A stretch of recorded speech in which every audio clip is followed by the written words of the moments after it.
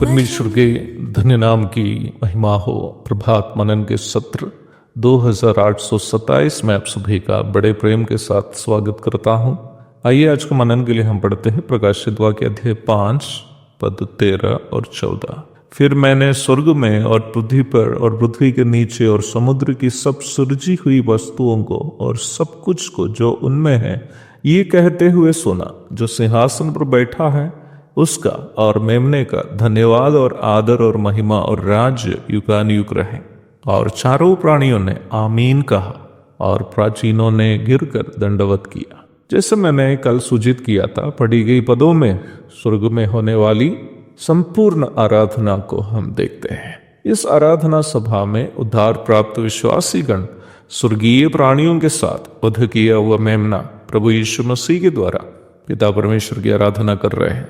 अपने मसीह विश्वास के लिए धरती पर भयानक सताव तथा कष्टों को झेली हुई प्रभु की कलीसिया स्वर्गीय प्राणियों के संग परमेश्वर की आराधना करते हुए आत्मिक आनंद का अवर्णनीय अनुभव में अपने आप को खो रही है। यह एक संदेह मनन करने वालों के मन में उत्पन्न होने की संभावना है। उद्धार यदि केवल मनुष्य का हुआ हो तो स्वर्ग में और पृथ्वी पर और पृथ्वी के नीचे और समुद्र की सब सृजी हुई वस्तु एवं तमाम अन्य वस्तु क्यों इस आराधना में आनंदित होकर प्रभु को धन्यवाद अर्पण कर रहे हैं? इस प्रश्न का उत्तर हमें समझने का है, क्योंकि प्रभु यीशु मसीह की मृत्यु और पुनरुत्थान पापी मनुष्यों के उद्धार के लिए हुए थे ना, तो अन्य प्राणियां क्यों इस आराधना सभा में आनंदित होना है? ये बात सच है कि यीशु मसीह की मृत्यु और पुनरुत्थान मानव जाति का उद्धार के लिए ही हुए। यीशु मसीह पर विश्वास करने से पाप क्षमा एवं उद्धार मनुष्य को ही मिलता है, पर वचन हमें यह भी सिखाता है कि मनुष्य का उद्धार का कार्य पूर्ण होने के साथ साथ होने वाले अन्य कुछ बातें भी हैं। रोमी अध्याय 8 की 19 से 22 तक के पदों में हम इस प्रकार पढ़ते हैं, क्योंकि सृष्टि बड़ी आशा भरी दृष्टि से परमेश्वर के पुत्रों के प्रकट होने की बाट जो रही है, क्योंकि सृष्टि अपनी इच्छा से नहीं पर अधीन करने वाले की ओर से व्यर्थता के अधीन इस आशा से की गई कि सृष्टि भी आप ही विनाश के दासत्व से छुटकारा पाकर परमेश्वर के संतानों की महिमा की स्वतंत्रता प्राप्त करेगी। इस भाग में प्रेरित पौलुस बता रहा है कि मनुष्य के पाप के कारण पाप के अधीन हुई सभी अन्य सृष्टि भी मनुष्य के छुटकारे की बाट जो रही है, इस आस में कि मनुष्य पाप से पूर्ण रूप में छुटकारा पाने से वे भी पाप के दासत्व से स्वतंत्र हो जाएगी।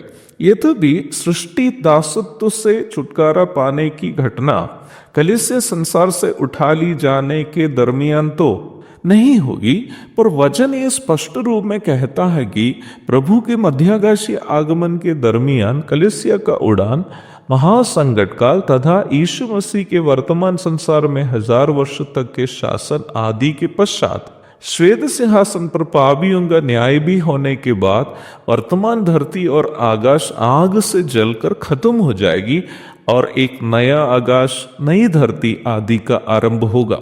दूसरा पत्रस अध्याय 3 की 10 से 13 तक और प्रकाशित वाक्य 21 की 1 आदि पढ़िएगा। तो स्वर्गीय आराधना में स्वर्ग धरती के नीचे एवं समुद्र की अन्य वस्तुएं इसलिए प्रभु को धन्यवाद दे रहे हैं क्योंकि उनको भी ये समझ में आई कि आसन्न भावी में उनका भी पाप से छुटकारा होने वाला है, अर्थात पाप के दासत्व से छुटकारा होने वाला है। उसे देखकर प्राचीन गण जो कलीसिया के प्रतिनिधि है उनके साथ सहमत होते हुए कि हाँ आपका भी छुटकारा होगा, आमीन कहते हुए उनका साथ दे रहे हैं।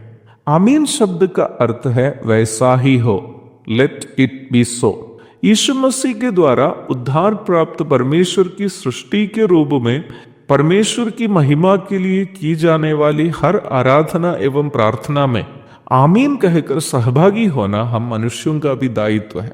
आमीन केवल एक शब्द ही नहीं बल्कि हम इस बात में प्रार्थना या आराधना करने वाले अन्य लोगों के साथ सहमत हो रहे हैं कि केवल और केवल परमेश्वर की ही महिमा हो। एक और शुभ दिन की धन्य कामनाओं के साथ आज का मनन में यह समाप्त करता हूं। प्रभु आप सबको आशीष दे, आमीन।